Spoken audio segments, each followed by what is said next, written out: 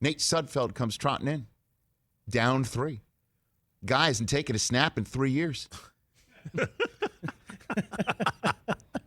Guy hasn't taken a snap in 3 years. He's a third stringer. We shouldn't be laughing. No, but this is what am I spitting facts or am I not? Okay, well, 100%. So now, and he's not only coming into a game, he's coming into a highly competitive game, whole country watching game.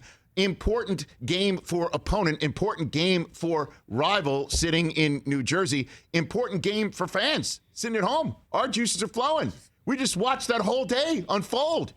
Here we go. And now it's Sudfeld time against a true grown-ass man, beast of a defensive pass rush. Freak of nature unicorn in Chase Young. Hey. GAM. OMG, is Chase Young all that plus biscuit? So let's throw Nate Sudfeld in there. And, didn't work out. Could have told you that. Didn't work out. And it's not like Sudfeld was a 7th round draft choice you just had. Okay, he's been around the program, been around the block. He's been there.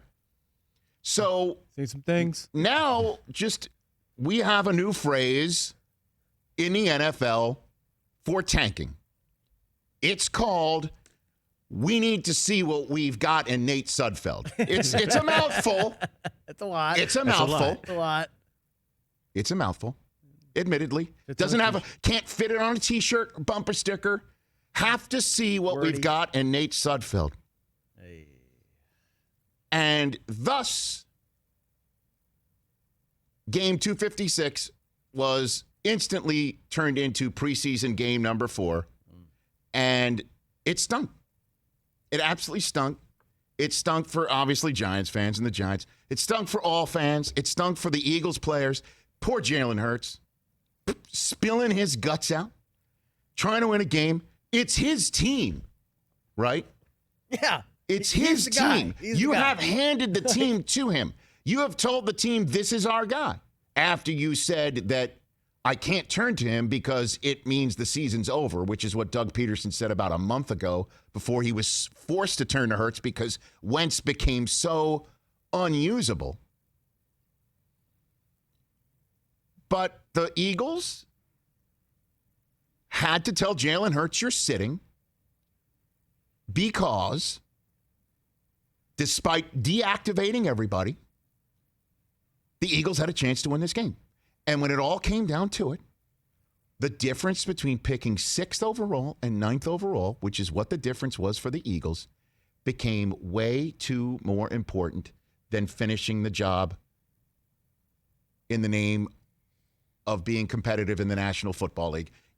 That's the honest truth. Now, the Eagles have since said they wanted to see a chance to win. They believe in Wentz. It's basically what Peterson said last night. It's what Peterson and Howie Roseman, the GM and VP of all the operations and grocery shopping there in Philadelphia, said today. Be that as it may, the difference between picking 6th and 9th, that's what it was about. Period. End of story. And you never see it play out in game 256. It's never happened that same manner before. In the same way, we've never seen a guy sign a 9-figure deal like Wentz and then fall completely apart after signing it. Right. We haven't seen that either. So the Eagles have had a lot of unprecedented firsts dropped into their lap.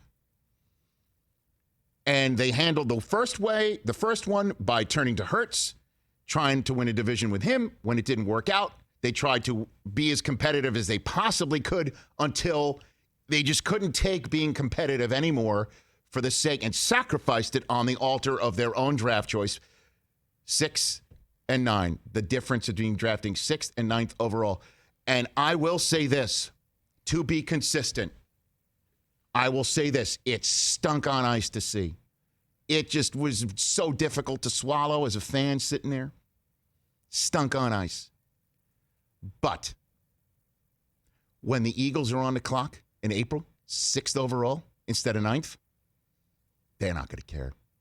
They're going to take that 6th overall pick and laugh all the way to signing this kid and hopefully take him to the bank, the link. And that's the truth. And that's, to be consistent, what I wanted my Jets to do.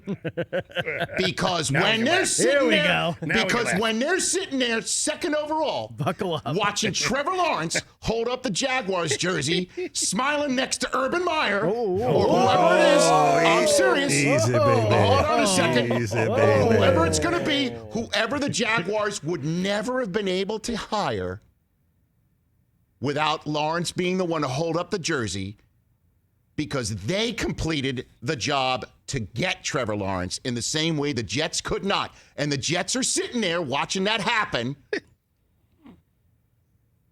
Okay.